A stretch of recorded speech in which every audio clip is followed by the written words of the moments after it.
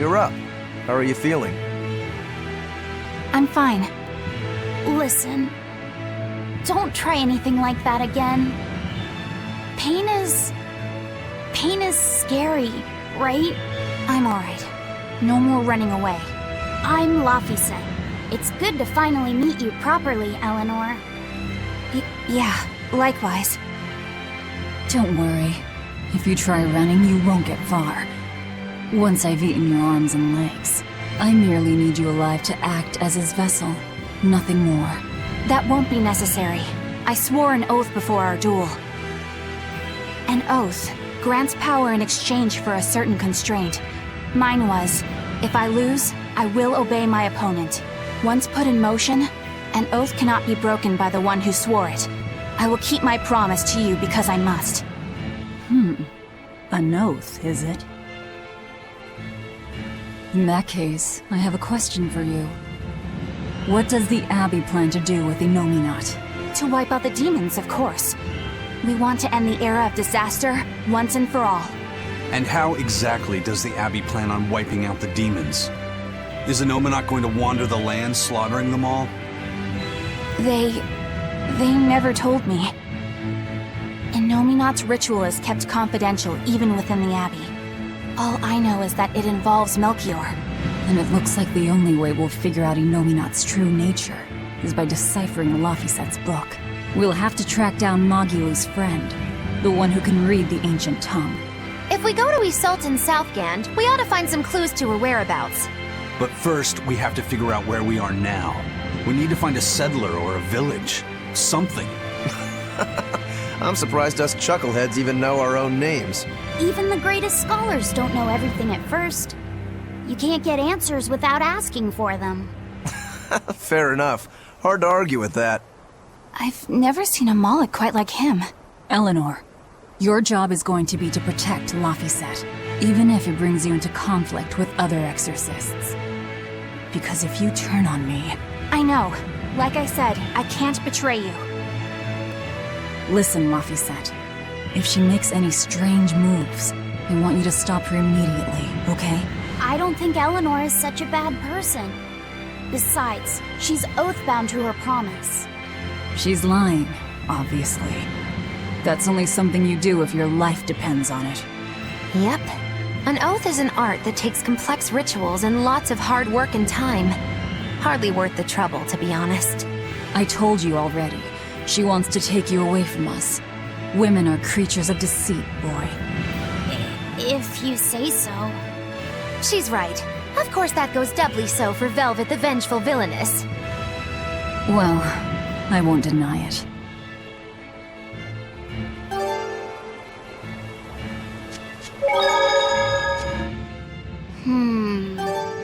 What is it, Laphicet? I was told that women's looks can be deceiving, but I'm not sure what I'm supposed to see. That's an age-old problem for men. You with me, Eisen? Aye. Women are fickle creatures at best. They lie as easily as they breathe, and men can never see through their deceptions. I totally feel you. Sounds like you've both been through hard times. The wounds women leave on a man's heart take longer to heal than a cut delivered by a sword. It's that bad? Beware a maiden's tears, boy, and guard yourself well. That's my advice to you.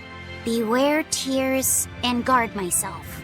Don't put any weird ideas into Laphicet's head, you two. They're just facts.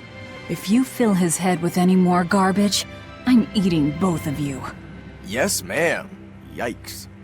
The swordsman and the pirate having troubles with women? Ha! Well, women are nothing if not difficult. I've the deepest sympathy for you both. What do you think of the ladies' reactions?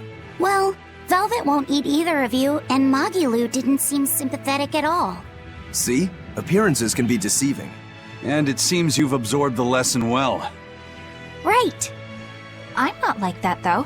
Huh? Yes, some women use their tears to manipulate others, but not all do, and I, for one, despise such duplicity. The women who did that to Eisen and Rokuro are just the extreme. Yeah, I can see how much you hate dishonesty, Eleanor. Huh? Yeah, that's right.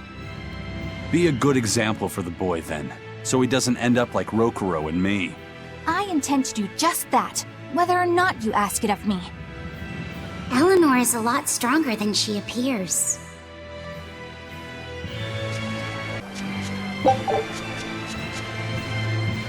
Huh? This stone, it's just a rock. Take it if you want. I think it's really rare. The way it sparkles. I think it might even be bright steel. Bright steel? Never heard of it. Yeah, it's actually a rare metal used to forge weapons and stuff. You don't find it just anywhere. If there's bright steel here, that means we must be in either Endgand or Islegand. Both are a long ways off from Midgand. I doubt the Abbey has many people stationed out here. That's our pirate! Arr! Here there be treasures shiny and sentries few! At the very least, this could mean we'll be left alone for a while. Nice find, Laphicet. Thanks. Now wash your hands. Okay. The only way to learn where we are is to find someone to ask, I guess. I knew this would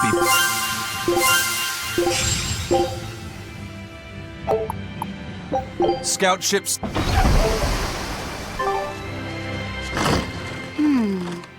What's eating you, Laphicet?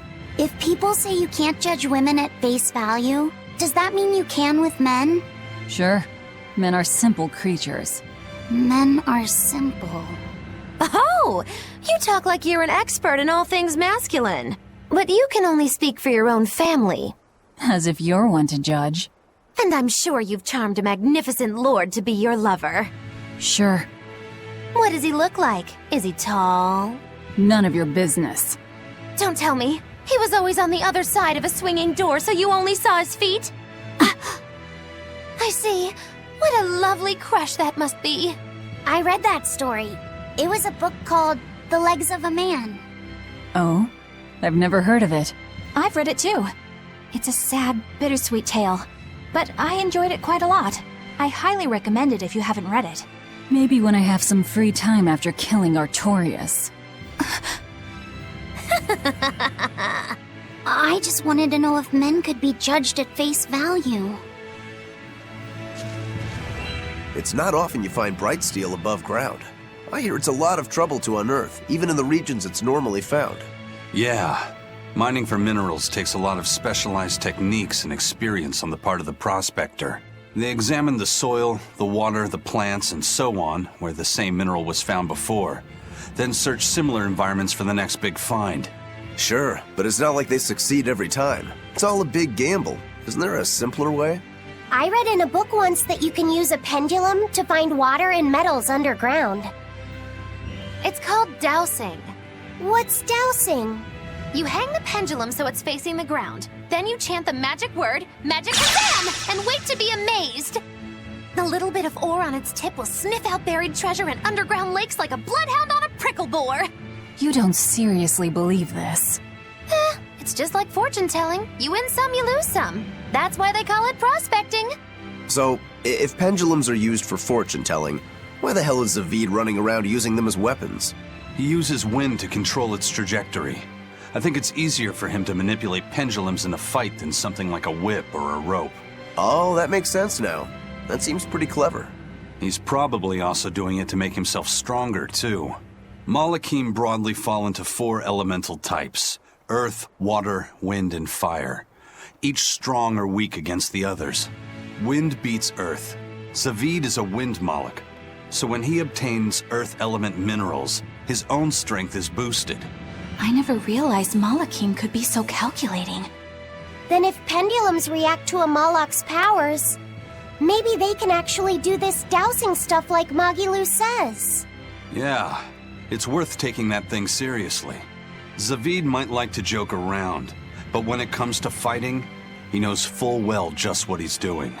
He puts an awful lot of thought into that weapon of his, if you ask me. You don't? I spare all my thoughts for my sweetheart. Yeah, right. You just like to cause trouble without putting much thought into anything. You there. Got a moment?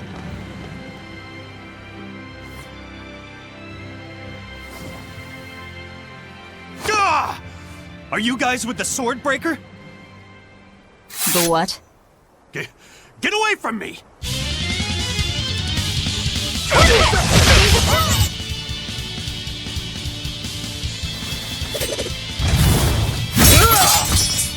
What? My sword! Please, mighty demon, I beg you! I'll do anything, just spare me! I only wanted to ask you something. You don't have to worry.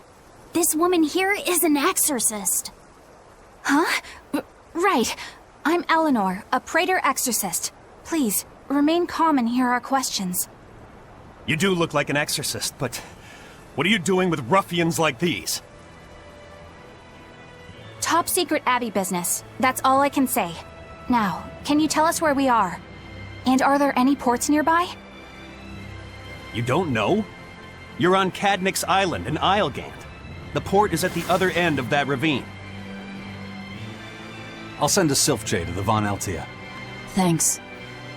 One more question. Who's this Swordbreaker? Ah, he's a demon. Causes lots of trouble around these parts. He only attacks sword fighters, and he breaks their blades. He's even taken down a number of praetors. Hence the name Swordbreaker. He wields a fine sword, clearly forged in a foreign land. I tried to find his lair to steal the weapon for myself, but that's when I was attacked. A foreign sword. I'd be careful if I were you. If he spots that sword on your back, you'll be in a world of trouble. Sounds like a real nasty fellow. Well, he tries to pull anything on this demon, and he's in for one munchy crunchy surprise. You folks are all crazy. Either way, I'd say this is a blessing in disguise for you. You're lucky to still be alive. Take this chance to abandon your life of crime.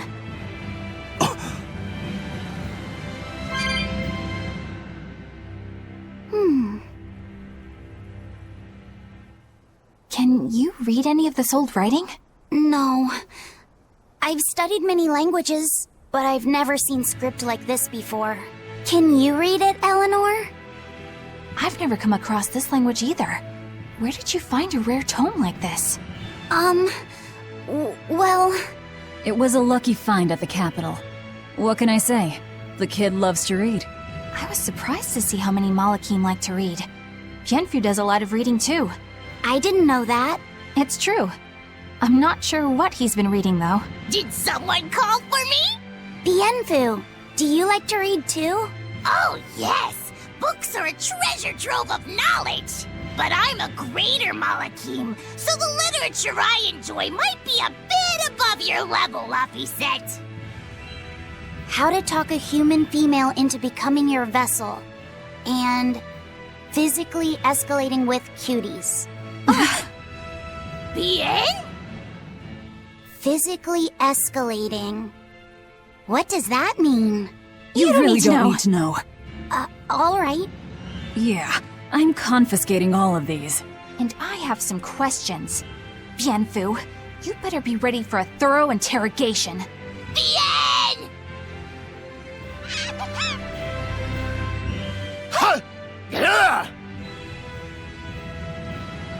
You look like you're having fun, Roguro.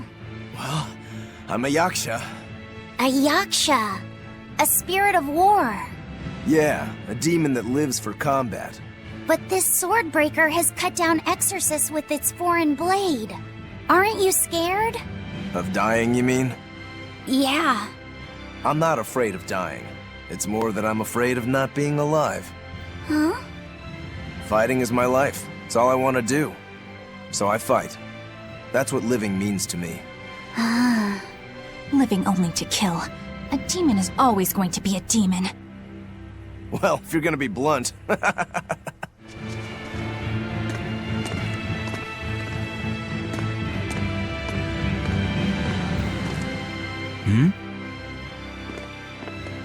What's wrong?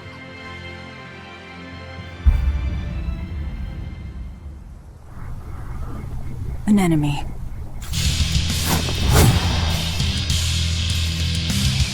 That sword. Is that Stormquell? A demon wielding a foreign-made sword. You must be the Swordbreaker.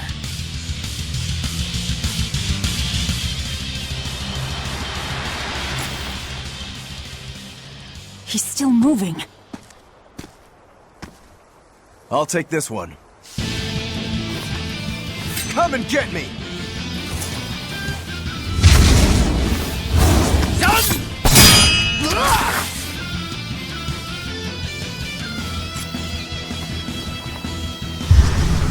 Good, a challenge!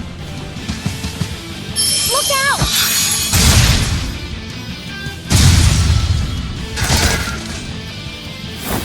Don't interfere, rat! What do you think you're doing? Touch him and I'll kill you. Sorry. I just got a little riled up.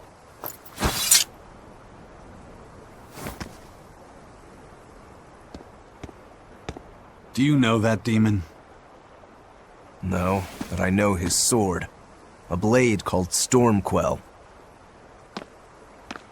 Stormquell? Whatever.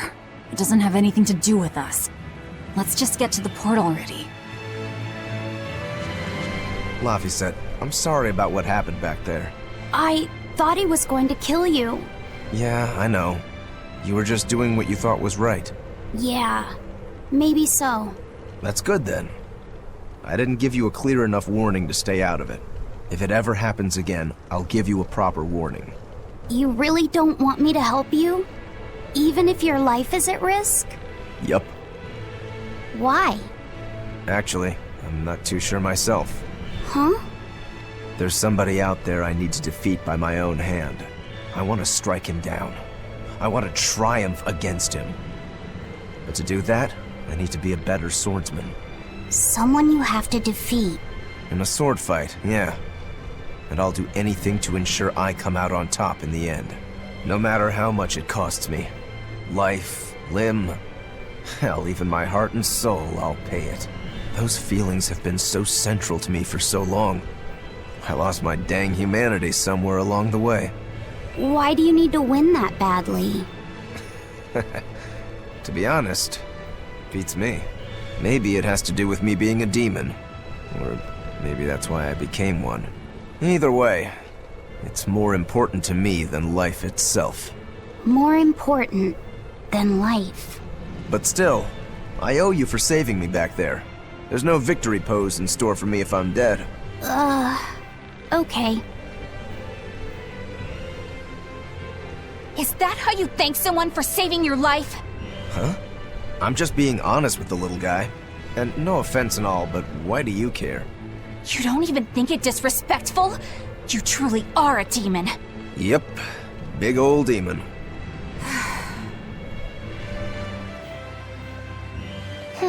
Now why does that name sound so familiar? Hey, Eleanor? Thanks for stepping in earlier. Think nothing of it. My orders are to protect you, so I did. Oh, I see. Of course, orders or no orders, I'd save anyone under threat from a demon. Well, how noble. Oh, I got it! Got what? The tragic tale of the sword Stormquell. Gather round and listen, oh grimy travelers. Once, centuries past, there was a sword renowned the world over for its peerlessly sharp edge, its forger shrouded in mystery. So mighty was each swing of the sword, it produced howling winds that could level mountains. No other sword could match its power. The people, in their superstition, began to call it the Godblade.